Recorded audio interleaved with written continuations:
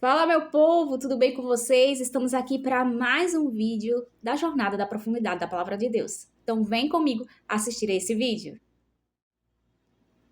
Fala, meu povo, vamos iniciar hoje o livro de Gênesis, nos capítulos 15, 16 e 17.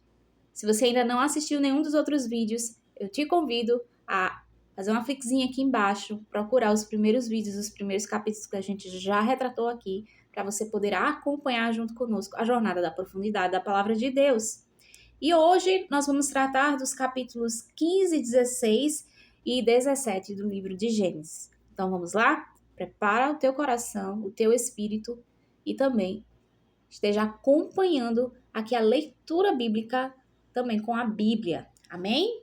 Então, o capítulo 15 do livro de Gênesis, ele vai retratar em questão de Abraão, né? Deus aqui vai falar sobre o filho, a promessa, né? Deus fala aqui com Abraão, prometendo o filho para ele, né? No capítulo 15. Então, vamos ler aqui o versículo que diz: Depois desses acontecimentos, veio a palavra do Senhor a Abraão, numa visão, e disse: Não temas, Abraão, eu sou o teu escudo e o teu galardão será sobremodo grande. Então, aqui Deus reforçando novamente promessas para Abraão, né? E aí, Abraão respondeu, né, para o Senhor e disse assim: Senhor Deus, que me haverás de dar se continuo sem filhos e o herdeiro da minha casa é o Damasceno Eliezer? Disse mais Abrão: A mim não me concedestes descendência, e um servo nascido na minha casa será o meu herdeiro. Então, Abraão, ele falou assim: Deus, eu vou ficar mais rico do que eu já sou, mas toda essa riqueza que eu tenho, tudo que o Senhor já me abençoou, eu não tenho descendentes. O Senhor não me deu descendência. Então, vai ficar tudo para o meu servo, né? Que ele tinha um servo de confiança. Vai ficar tudo para o meu servo, né? Então, Abraão fala isso para Deus, né? E aqui, quando fala Senhor, tá? Que é a palavra lá no tetragrama, é aquela palavra que é o nome de Deus que é impronunciável, tá? Que tem YHWH, que é um nome de Deus impronunciável, que nós não sabemos a verdadeira pronúncia desse nome, né? Mas a gente não sabe como se fala isso corretamente. Um dia, quem sabe, Deus vai nos revelar isso. Como é que a gente fala essa palavra corretamente, essa pronúncia correta. Mas os judeus, eles colocaram os vogais no nome, né? Do Adonai, no tetagrama, para poder a gente conseguir pronunciar, né? Aí ficou Yahvé, né? E a gente fala Jeová, né? Mais aportuguesado, a gente fala Jeová, né? Então, aqui a gente sabe que Abraão, ele veio de um berço politeísta, né? Então, Deus aqui, ele se apresenta para Abraão, para que Abraão não tenha dúvidas. Abraão veio desse berço politeísta, ou seja, onde Abraão morava, na cidade de Ur, se cultuava muitos deuses, tinha toda aquela cultura, aquele costume. Então, Abraão tinha que entender realmente quem era Deus corretamente, quem era o verdadeiro Deus, o único Deus, né? Para que não houvesse confusão na mente dele, por ele ter vindo desse berço politeísta, né? Então aí Deus fala da promessa, das riquezas que ele prometeu para Abraão, né? E aí você vê que Abraão, ele não fica tão alegre em receber a notícia dessas riquezas, né? Porque ele queria ter a descendência, o sonho de Abraão era ter filhos, né, com Sara. E aí ele fala para Deus, para que eu vou ter tudo isso, mas para quem eu vou deixar, né? Ele fala aqui, né, no versículo 5, ele fala o seguinte: Então conduziu-o até fora e disse: Olha para os céus e conta as estrelas, se é o que podes. E lhe disse: Será assim a tua posterioridade, ou seja, a tua descendência. Então Deus falou assim: Abraão, preste atenção. Eu estou te prometendo isso porque eu também vou te dar os descendentes. Então, olha para o céu. Então, Deus pede para ele olhar para o céu e contar a descendência, que as estrelas, ou seja, inúmeras serão os teus descendentes. né? Então, Deus está prometendo não só riquezas, mas Deus também está prometendo a família, né? A posterioridade de Abraão, a descendência de Abraão, né? Para que Abraão creia que o Senhor, que ele promete, ele cumpre, né? Na sua palavra, não volta vazia. Deus não é homem para que imita, nem filho do homem para que se arrependa, né? Assim diz a palavra do Senhor. Então, Abraão não é só aquele que é pai de Israel, como a gente conhece, né? Pai da fé, que a gente conhece Abraão. Mas também de todos que creem no Senhor Jesus. Não, ele não é só daquela região, mas todos nós que cremos em Jesus Cristo, então, como Salvador da nossa vida. Então, nós também, querendo ou não, fazemos parte dessa descendência de Abraão em relação à fé, né? Porque através da fé em Jesus Cristo Salvador, nós cremos em Jesus, nós também fazemos parte dessa descendência. Então, olha a grande promessa, o que Deus deu para Abraão, né? E o que Deus prometeu, ele cumpre até os dias de hoje, né? Na vida de Abraão, os descendentes de Abraão. Então, aqui a gente vê o ponto central, tá, gente? O ponto central, considerado o versículo central de todo o Antigo Testamento. Então, olha que incrível a palavra do Senhor. Né? Então, é maravilhoso quando a gente vê Deus fazendo suas promessas, né? E a gente vê como Deus trabalha, da maneira que Deus trabalha, e a gente vê os personagens da Bíblia, né? As pessoas reais que aconteceram na vida real, iguais a mim e a você, com inseguranças, com medos, às vezes por falta de fé mesmo, em não conseguir acreditar naquilo que a gente não está enxergando naquele momento, que a gente não vê possibilidade humana nenhuma, mas a gente vendo a mão poderosa do Senhor agindo e prometendo e cumprindo cada palavra que ele profetiza sobre nós. Então é incrível, né? Então aqui está a virada de chave na vida de Abraão, né? Que é a peça fundamental no processo de restauração de toda a humanidade, gente, né? Através do quê? Porque através da descendência de Abraão, houve-se uma linhagem e essa linhagem chegou até Jesus Cristo, né? O nosso Salvador. Então, olha que tremendo que Deus fez na vida de Abraão, não? Então, a partir de Abraão é o quê? É escolhido uma descendência o que é santa. Então, fez com que chegasse até a linhagem de Jesus Cristo. Abraão acreditou, embora tenha dado o seu jeitinho, que a gente sabe, mas lembramos que somos seres humanos falhos e Deus já contava com a falha de Abraão, sim, porque Deus é onipresente, onipotente, onisciente. Ele sabe, né? Deus sabe do presente, passado, futuro. Deus está fora do tempo. E isso não foi surpresa para Deus. E mesmo assim, Deus prometeu para Abraão e cumpriu na vida de Abraão, né? Então, aqui Abraão, ele creu e Deus cumpriu na vida dele, né? Essa justiça, essa doutrina pela justificação, pela fé, né? Então, a gente entende o que é aqui? Que a nossa fé, ela precisa, de fato, estar firmada no Senhor. Se Deus te prometeu algo, se Deus falou algo para você, não desanime porque você não esteja vendo o cenário nesse momento, ali que você não esteja enxergando possibilidade alguma, mas se Deus prometeu, ele é fiel para cumprir, né? Então, Abraão ali foi visto como uma pessoa que alcançou a graça diante de Deus e recebeu a sua promessa, né? E a sua vitória, né? Conseguiu a sua descendência. Aí lá no versículo 7 diz o seguinte, tá? Disse-lhe mais, eu sou o Senhor que tirei de Ur dos caldeus para dar-te por herança esta terra. Então, Deus prometeu não só a descendência, riquezas e terras para ele também, né? Então, ele prometeu um território para Abraão, né? E aí prometeu a terra de Israel, que a gente sabe, né?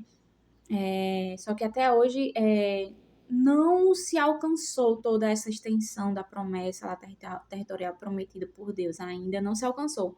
Muito do território hoje, né, prometido, é considerado palestino, a gente sabe, né? Mas o que Deus prometeu vai além do território palestino para Abraão. Mas a promessa ainda está de pé, amém? Nós cremos na palavra do Senhor. Lá no versículo 8, né, Abraão ele pergunta como será isso, né? Como será? E Deus ele não responde, mas ele pede ali o que? Um sacrifício a Abraão. Até aí a gente não vê Deus pedindo sacrifício nenhum, né, na palavra do Senhor. E aí a partir daí a gente vê Deus pedindo esse sacrifício para Abraão, né? E Abraão cumpriu esse sacrifício, né? E aí Deus mostrou para Abraão a visão do futuro ali, da descendência dele. Olha que coisa maravilhosa. Já no versículo 16 lá na frente, né, a gente já vai passando aí essa história, a gente já vê, aliás, no versículo 16 não, no capítulo 16, a gente já vê sobre Sarai e Agar, né? Sara e Agar, né? Aquele conflito, aquela coisa, que Sara deu a serva dela para Abraão se deitar, Abraão foi lá, caiu na cilada e se deitou com a serva Agar, e aí tem a questão do nascimento de Ismael, que não é o filho da promessa, que a gente sabe, né? A gente sabe que Sara não tinha filhos e ela não creu, acreditou na promessa do Senhor Deus sobre a vida de Abraão, que ele teria filhos, aí ela deu um jeitinho, botou ele para se deitar com a serva engravidou e nasce Ismael, né? A gente lembrando aqui que era uma prática comum da época, tá? O homem poder se deitar com sua serva. Não é que Abraão não podia deitar com a serva, mas é porque Deus tinha prometido. E Sara quis dar um jeitinho, não acreditou nas palavras do Senhor. Entendeu? Então, legalmente, Abraão podia. Ele não estava cometendo nenhum erro.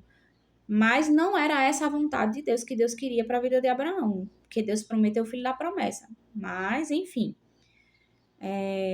ele não foi consultar a Deus, ele simplesmente se deitou com a serva. Eu acho que porque ele pensou assim, como era uma prática comum daquela época, acho que Deus não vai se importar, e por ser comum, não, ele não buscou a Deus, mas Abraão também estava ali em crescimento, em amadurecimento com o Senhor, em sua intimidade, em ouvir o Senhor, então assim, estava aprendendo, né? Aprendendo.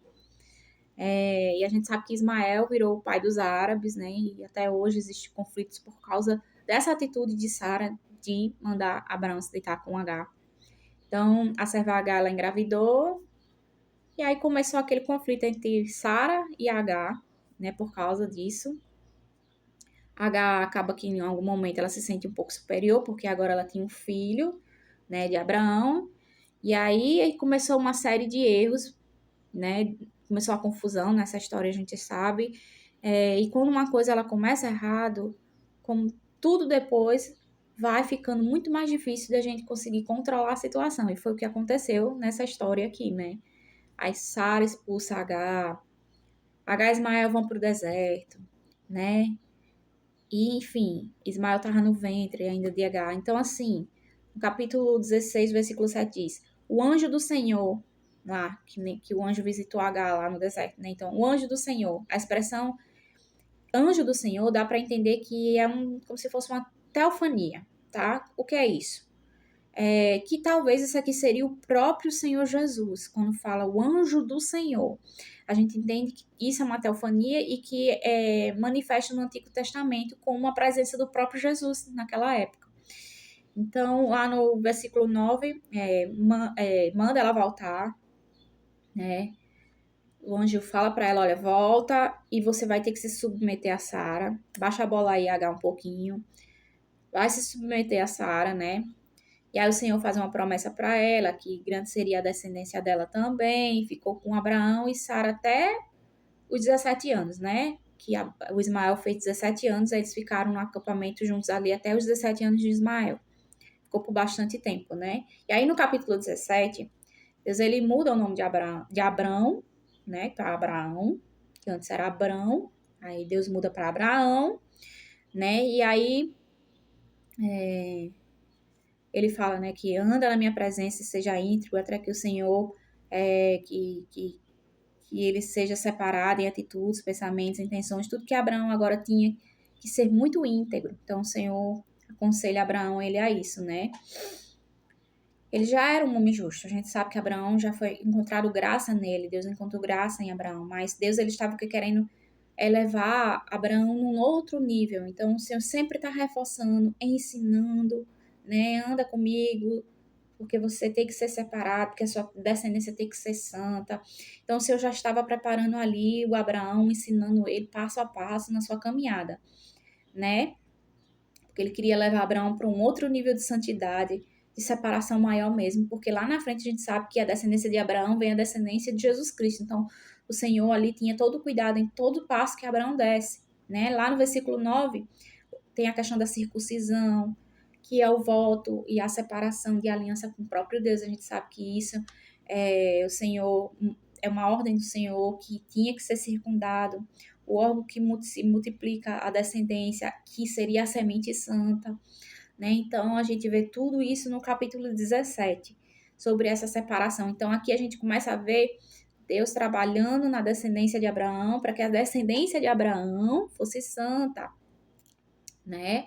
Que fosse separada ali, com todo cuidado, com autoridade, um nível maior de santidade. Amém? Então, aqui a gente abordou hoje os capítulos 15, 16 e 17, fizemos um resumo aqui, tá? Faça a sua leitura bíblica em casa, leia versículo por versículo e veja essa grande história, né, de Abraão, que a gente ainda tem muita coisa para contar aqui sobre isso, né? O quanto Deus ele é maravilhoso, o quanto Deus ele cuida de nós nos mínimos detalhes e quando ele promete algo para nós, ele cumpre cada palavra que ele determinou sobre a minha e a tua vida. Amém? Somente tenha fé, né? A gente sabe que somos falhos, no momento nós vamos cair, nós vamos falhar, mas nós devemos nos levantar. E uma coisa importante que a gente aprendeu: tudo devemos perguntar para o Senhor. Se Abraão tivesse consultado a Deus se era para ele se deitar com H ou não, talvez o rumo da história teria sido outro, totalmente diferente. Talvez não, com certeza o rumo da história teria sido totalmente diferente em relação a isso. Porém, Abraão ali caminhando, dando seus primeiros passos com o Senhor, aprendendo ainda a caminhar e ter intimidade com o Senhor, né? Foi uma grande lição, né? E as consequências, elas sempre vêm, né? Não podemos fugir das consequências. Mas mesmo diante do pecado, do erro, do que a gente pode chamar isso de pecado, de erro, Deus se faz presente, dizendo e mostrando que eu estou aqui com você. Estou aqui disposto a te ensinar e a te abençoar. É isso que Deus faz conosco. Amém? Mesmo pecando, caindo, nós temos um Deus maravilhoso e misericordioso que está conosco, apto a nos ouvir e nos ensinar a caminhar com Ele. Basta que nós busquemos ao Senhor para todas as coisas da nossa vida e todas as atitudes que a gente tiver no trabalho, na família, o que for, devemos consultar a Deus primeiramente. Amém? Esse é um dos ensinos que a gente aprendeu hoje nesses 3 capítulos, né? Em nome de Jesus, te espero no próximo vídeo, tá? Pra gente continuar aqui a leitura bíblica dos próximos capítulos aí do livro de Gênesis. Um beijo, te espero no próximo vídeo e até a próxima, se Deus quiser. Tchau!